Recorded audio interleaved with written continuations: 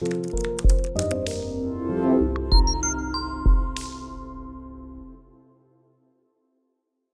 suis Madame Ouedraogo, née Sebgo Samiratou. Je suis juriste de formation et maquilleuse professionnelle.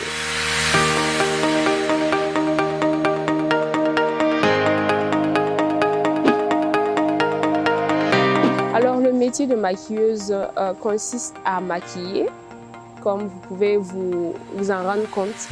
Et maquiller, actuellement, j'évolue dans un, disons, secteur du maquillage, c'est-à-dire que je suis dans le maquillage esthétique, parce que voilà, dans le domaine du maquillage, il peut y avoir le maquillage cinéma, mais moi, c'est vraiment le maquillage esthétique, c'est-à-dire le maquillage de soirée, pour les mariages, pour les occasions, voilà.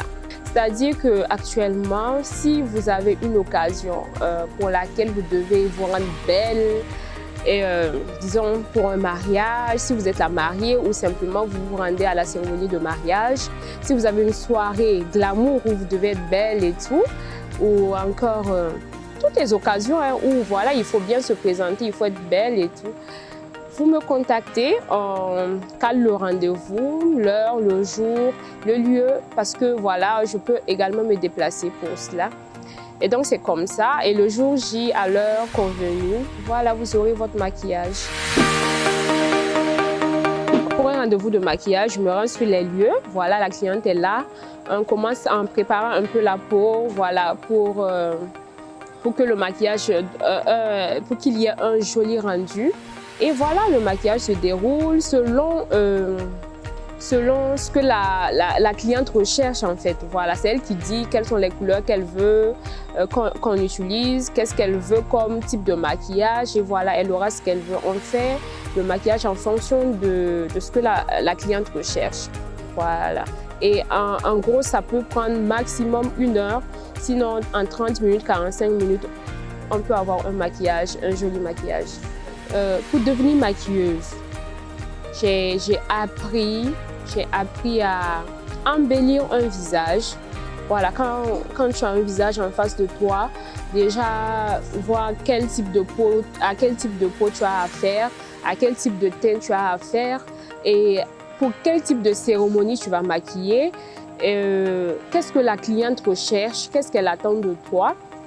Et toujours être à l'écoute de la cliente en fait. Voilà, elle dit ce qu'elle veut et tu peux lui proposer, pouvez adapter ensemble ses envies à l'occasion pour laquelle elle se maquille. Et voilà, c'est ça.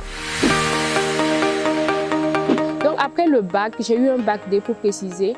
C'est un bac qui me permettait de faire droit. Et donc j'ai décidé de faire ça parce que voilà, c'est quelque chose que j'aime bien.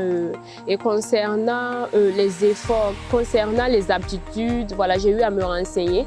Et je trouvais que j'étais apte à faire des études dans le droit. Donc j'ai décidé de faire droit. Donc j'ai eu à faire 4 ans d'études. C'est comme ça que je suis devenue juriste. Nous sommes dans un pays, disons, où vraiment le taux de chômage ne cesse de s'accroître. Donc après ma formation, j'ai eu à faire des stages, mais disons que j'ai rencontré des difficultés pour être embauchée. Et bon, je me suis dit, pourquoi est-ce que je dois chômer pendant ce temps-là? Donc j'ai commencé à m'adonner à cette passion qu'est le maquillage et à me former dans le tas à travers les vidéos, avec les grandes sœurs qui étaient dans le domaine avant moi. Et vraiment, comme c'était une passion, et au fil du temps, c'est devenu un métier, voilà. Donc, j'en ai fait un métier, mais voilà, je suis toujours en quête de travail dans le domaine du droit et je me dis que ce sont 2 activités que je peux exercer ensemble, voilà. Ce que je peux donner comme conseil à un nouveau bachelier dans la recherche de la formation dans laquelle il va se lancer, c'est déjà de voir ce qu'il aime en fait. Parce que le tout est de faire ce qu'on aime et on aura l'impression de ne même pas travailler. Déjà déterminer ce qu'on aime. Et également, ce que je pourrais dire, c'est que voilà, après la formation, il ne faudrait pas se limiter au domaine d'études. Il faut élargir ses horizons. Et je me dis que voilà, il faut également voir dans le domaine l'auto-emploi, qu'est-ce qu'on peut faire pour s'auto-employer? Parce que après les formations, la plupart du temps, on rencontre des problèmes pour se faire embaucher en fait. Voilà, donc c'est être déterminé et vraiment avoir un esprit entrepreneurial, savoir également entreprendre au cas où il n'y ait pas de débouchés quoi, après les formations, parce que de plus en plus les domaines sont saturés et c'est compliqué de se trouver un métier. Voilà.